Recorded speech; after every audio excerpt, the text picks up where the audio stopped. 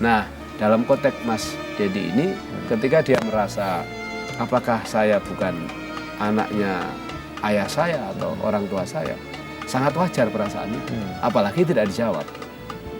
Tetapi Islam tetap mengajarkan hubungan seorang anak dengan orang tua itu adalah hubungan yang sangat sakral. Sebejat apapun seorang orang tua, serusak apapun seorang orang tua, tetap dia adalah orang tua kita. Ketika dia memang orang tua yang melahirkan kita, ayah yang dari proses hubungan suami istri, ayah dan ibu melahirkan kita. Hanya saja memang kita harus terus-menerus untuk memperbaiki. Dan sekarang saya kira Mas Dendi bisa melakukan itu karena sudah dewasa. Sekarang masih dipukul atau enggak? Ya justru itu. Sekarang tuh jadi berlanjut gitu sampai saya besar. Sampai saya besar itu kekerasan ayah saya itu berlanjut. Sampai suatu saat ayah saya marahi saya, dia pukul saya. Ya karena saya juga sudah besar, saya juga punya logika sendiri. Saya lawan ayah saya. Ya. Saya balas pukul.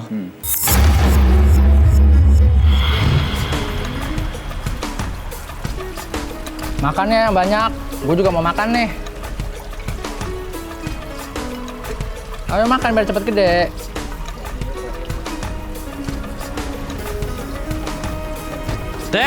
Dendi, lagi apa kamu? Makan ya. Makan, bisanya cuma makan kamu. Ayah nih ngapain sih? Kerjaannya marah mulu. Salah aku apa? Jangan minyak bicara kamu. Sebenarnya aku nih anak kandung ayah bukan sih? Kamu bicara berani ya, kurang ajar kamu. Kurang ajar. Aduh, Aku capek dikasarin kurang terus. ajar kamu berani mukul ayah ya. Aku capek dimarahin terus. Aku ayah. Anak gak tahu diri kamu ya. Berani kamu Den ya. Kurang ajar berani mukul ayah kamu sendiri. Kamu gak takut kualat Den? Anak gak tahu diri. Anak durhaka kamu. Ya saat itu saya menyesal juga.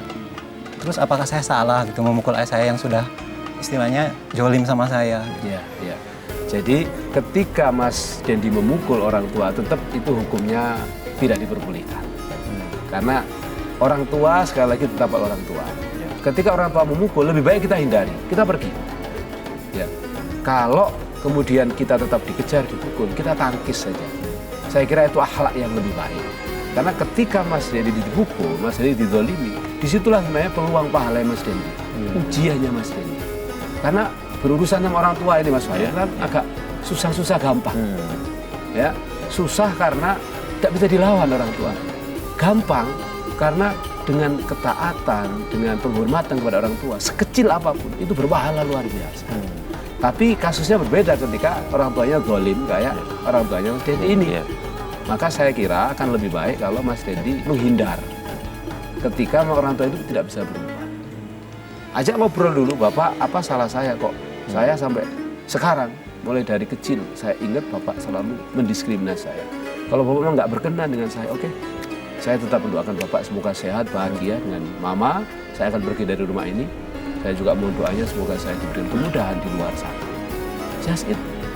Kalau ada rezeki, kirimlah rezeki. Kalau nggak ada rezeki, tetap kita doakan. Bagaimana doanya? Ya Allah, bukalah hatinya orang tua saya. Semoga tidak lagi berbuat kasar, berbuat zalim, dan berbuat ingkar kepada saya. Ya Allah, bukalah hatinya orang tua saya agar senantiasa berada dalam bimbingan dan rahmat-Mu. Karena orang-orang yang mendapat rahmat dan bimbingan Allah, pasti orang itu tidak akan bersifat kasar. Karena Allah itu latif, maha lembut. Orang yang mendapat curahan rahmat dari Allah, pasti akan selalu bersikap lembut, penuh cinta dan kasih sayang. Jadi, pengakuan Mas Dendi yang tidak mengakui ayahnya, ini saya kira kalau memang bahwa Mas Dendi itu ayahnya memang itu, tidak boleh dilakukan. Kecuali ada prejudice, ada bayangan di balik mindsetnya orang tua bahwa Mas Dendi bukan anaknya, sehingga terus melakukan kekerasan. Tapi apapun itu Pak Ustadz, emang seandainya Pak Ustadz memang bukan anaknya atau anak tiri atau anak pungut atau anak yang dipelihara, tetap kan kita tidak boleh melakukan hal seperti itu Pak Ustadz ya. Ini konteksnya saya memberi nasihat pada Mas Dendi kepada orang tua. Nah, nasihat pada orang tuanya Mas Dendi, sekali lagi saya ingatkan bahwa anak adalah titipan yang sangat luar biasa. Jangankan anak, ya, telinga kita, mata kita, lisan kita, tangan kita, semua akan dimintai pertanggungjawaban. Innas sam'a wal basara wal fuada kullu ulaika kana anhu mas'ula. Ini adalah firman Allah. Dan di ayat yang saya bacakan tadi, bahwa anak dan harta yang dititipkan kepada kita itu akan dimintai pertanggungjawaban. Barang siapa yang ingkar, tidak memenuhi pertanggungjawaban itu dengan baik, tidak menunaikan amanah dengan baik, maka faulaika humul khasirun. Mereka adalah orang-orang yang merugi. Merugi di dunia dan merugi di akhirat. Maka para orang tua, termasuk bapaknya Mas Dendi kalau lagi nonton, tolong hentikan kekerasan itu sekarang juga, sebelum ajal menjemput Anda, sebelum ajal menjemput kita semua. Karena ketika itu terus dilakukan, sebelum Anda bertobat kepada Allah, sungguh kezaliman ini akan berbalas dengan siksa dan azab Allah yang sangat pedih. Nah Mas Dendi, sekarang hubungan Mas Dendi sama ayah bagaimana? Masih ada kan nenek? Itu dia Mas, ayah saya udah nggak ada. Udah nggak ada maksudnya? Ya, dia udah meninggal. Nah, lillah wa inna ilaihi. Jadi sampai sekarang saya juga masih bertanya-tanya, saya belum dapat jawaban. Saya ini anak kandungnya atau bukan? Gitu. Dari ibu nggak ada jawaban soal itu? Ibu juga nggak pernah cerita. Dendi pernah nanya sama ibu? Pernah, tapi dia juga, ya dia sih bilangnya, "Ya, kamu anak kandung." Dia bilang anak kandung. Mas Dendi, dari pengalaman masa lalu Mas Dendi yang alami, berdampak nggak sama yang apa Mas Dendi lakukan sekarang dengan kehidupan sekarang? Sangat berdampak Mas. Boleh diceritakan apa? Jadi saking seringnya saya dikekang, saking seringnya saya dimarahin, jadi saya apa-apa melakukan apapun serba sendiri. Artinya saya lebih senang menyendiri. Jadi saya sulit sekali bersosialisasi sama orang lain, sama teman. Terus dari kesendirian itu, jadi saya sering sakit. Ya. Setiap tahun saya sering sakit. Bahkan saya juga sering kesurupan Pak Ustadz. Ya, ya. Terus dari situ saya jadi sering berhubungan dengan hal-hal yang gaib. Jadi saya kadang Bisa lihat. Ya? bisa lihat. Sekarang pun di studio ini saya bisa melihat. Subhanallah. Jadi merinding saya Pak. Iya. Mohon maaf Pak Ustadz, dia ada di samping Pak Ustadz. Sebelah kanan. Baik Saya jangan atau ganggu ya. Saya wanita. tidak ganggu kamu, Wanita. jadi saya jangan ganggu. Wanita rambut panjang. Tapi dia senang sama kita. Tidak Iya, ganggu. iya. Tidak benci wajahnya. Matanya sih merah, cuman saya nggak tahu dia sedang marah atau tidak. Tapi dia dari tadi memperhatikan Pak Ustadz. Allahu Akbar. Kamu Ya. jangan ganggu karena saya tidak niat ganggu kamu ya. Ya, kita memang di sini niatnya baik.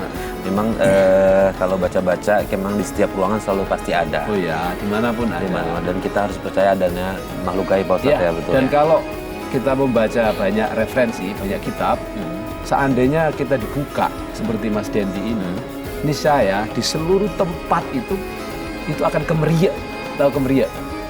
Apa, rame? Sangat penuh dengan Penuh. mereka. Karena jumlah mereka itu jauh lebih banyak dari jumlah manusia. Dan umur mereka jauh lebih tua daripada umur manusia. Karena sebelum diciptakan Nabi Adam alaihissalam, Allah menciptakan malaikat dan jin terlebih dahulu. Jadi mereka ini golongan dari jin. Ya. Ya, dari mereka ada yang Astagfirullahaladzim. kafir, ada yang muslim. Pak Ustadz ngomong jin, ini ada yang datang. Ada gimana? Saya merinding. Iya, saya kaget bukan? Astagfirullahaladzim. Saya mohon maaf ya. Saya tidak ganggu kalian dan jangan ganggu kami di sini. Bismillahirrahmanirrahim. Qul uhiya ilayya annahu istama'ana farum minal jinni faqalu inna sami'na qur'anan ajaba yahdi ila rusydi fa amanna bihi wa la nusyrika bi rabbina ahada. Mari kita baca ayat kursi bersama-sama. Semoga yang di sana tidak mengganggu kita. Bismillahirrahmanirrahim. Wa ilahukum ilahu wahid la ilaha illa huwa ar-rahmanur rahim. Allahu la ilaha illa huwal hayyul qayyum la ta'khudhuhu sinatun wa la nawm lahu ma fis samawati wa ma fil ard man dhal ladzi yashfa'u 'indahu illa bi idhnihi ya'lamu ma bayna aydihim wa ma khalfahum wa la yuhituna bi shay'in min 'ilmihi illa bima syaa' wasi'a kursiyyuhu as-samawati wal arda wa la ya'uduhu hifdhuhuma wa huwal 'aliyyul 'azim. Allahumma shalli wa sallim wa barik ala sayyidina Muhammad walhamdulillahi rabbil alamin. Oh, Monggo dilanjut. Iya. Bisa ya Pak Ustadz ketika manusia menyendiri kemudian tiba-tiba mata batinnya terbuka gitu, bisa Pak Ustadz? Bukan Karena kan menyendiri bukan lalu bawaan mata dia, ya. batinnya terbuka. Jadi Lalu apa, Pak? orang yang sendiri ya secara psikologi, ini tidak bicara soal agama dulu. Oke. Secara psikologi itu kan kesadarannya kan menjadi tidak penuh. Karena dasarnya manusia itu adalah makhluk sosial, maksudnya bergaul. Iya. Nah, kesendirian itu yang membuat kondisi pikirannya terus berada dalam kondisi bukan alfa. Kalau alfa itu tenang, tapi mungkin di atasnya alfa, jadi agak konslet sedikit. Nah, dalam kondisi yang agak konslet sedikit itulah akhirnya mudah untuk mengakses alam lain.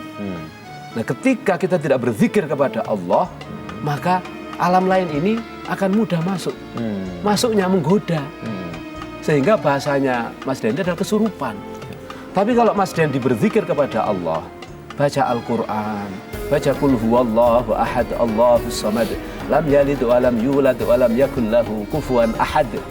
Baca ayat kursi, baca sholawat, baca subhanallah, walhamdulillah, wa la ilaha illallah, wallahu akbar, wallahu akbar. Semua zikir kalau dibaca, insya Allah tidak akan menjadikan mereka mampu untuk masuk. Karena kesadaran Mas Dendi, kesadaran Mas Fahri, kesadaran kita semua akan menyatu dengan kesadarannya Allah. Wusul kepada Allah. Nah, kalau sudah bersama Allah, tidak ada yang berani untuk mendekat. Karena orang yang berzikir itu dalam pengawalannya malaikat. Nah, saya merinding, apalagi Mas Dendi bisa lihat. Sekarang masih ada nggak? Sudah menjauh. Sudah menjauh. Alhamdulillah. Nah, jangan-jangan pindah ke situ.